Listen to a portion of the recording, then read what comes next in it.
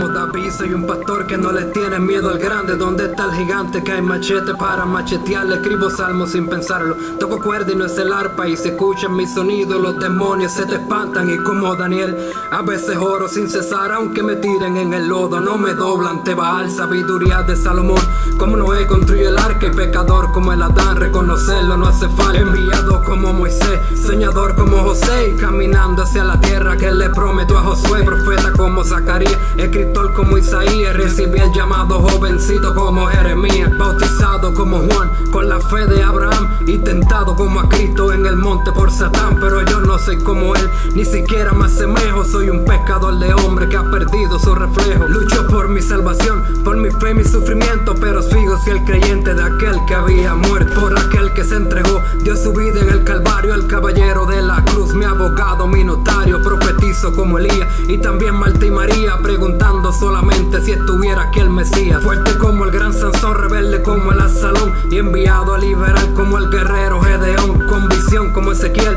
como Job lo perdí todo, y clamándole hacia el cielo aquel que lo puede todo. Afuera llueve y las plagas son más de 9, más de 20 años cantando y empecé desde los 9. Crédulo como Tomás, no huyo como el tal Jonás, que la boca del pez seguro. Yo no voy a pernoctar como Judas, yo no te vendo como Pedro, no te niego, aunque con la espada en mano no estás sordo, tú estás ciego. Como Bartimeo, miro el milagro y no lo creo, y pescador con mis 2 hijos como el santo Zebedeo, como Mateo, como Marco, como Lucas, como Juan. Escribo yo las buenas nuevas que te voy a predicar, cargando arca de pacto como Hernán y como Asaf. Camino a Jerusalén, vamos danzando sin parar a veces, no sé por qué, porque es que me alejo de ti. Si como María, la bendición viene de mí, acepto yo su voluntad como el carpintero José. Aunque yo me llame Michael, en España soy Miguel como el arcángel. Cargo la espada en la cintura y mi espíritu se eleva a 115.000 de altura. Paso la exófera y me dirijo al tercer cielo para conocer de frente al que ya todos conocemos, el Nazareno, el gran yo soy,